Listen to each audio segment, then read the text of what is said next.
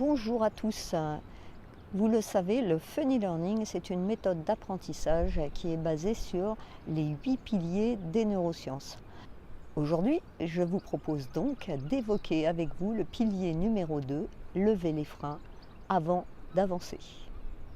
Avez-vous déjà tenté de faire avancer votre voiture avec le pied sur le frein? Sûrement que non.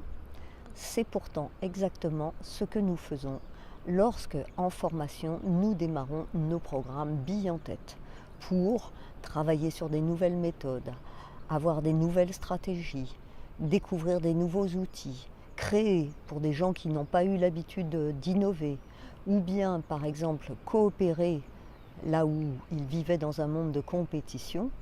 Voilà autant d'éléments qui peuvent, chez nos apprenants, générer des freins.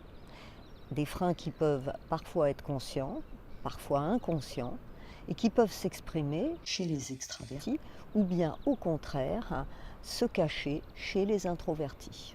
Sous l'angle des neurosciences, ce que l'on sait, c'est que le cerveau consomme 20% de notre énergie et qu'il préfère utiliser des chemins neuronaux déjà existants plutôt que d'explorer de nouvelles pistes.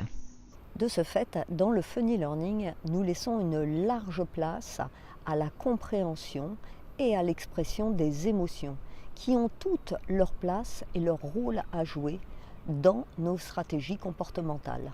Ce qui prime, c'est d'oser, c'est de s'entraîner, et non le résultat final obtenu, qui viendra de toute façon.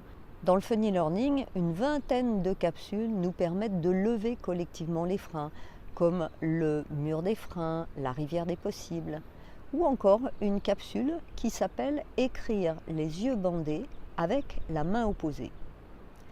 Dans cette capsule, avant même de faire l'exercice, nous demandons aux apprenants comment ils pensent que le résultat va être.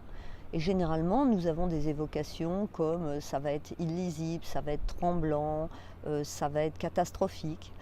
Et la réalité, une fois l'épreuve passée, nous donne des adjectifs qui sont beaucoup plus proches de mieux que ce que je pensais, super bien, finalement assez droit.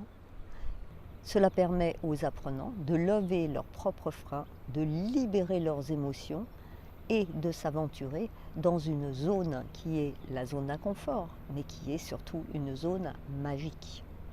À bientôt pour le prochain pilier.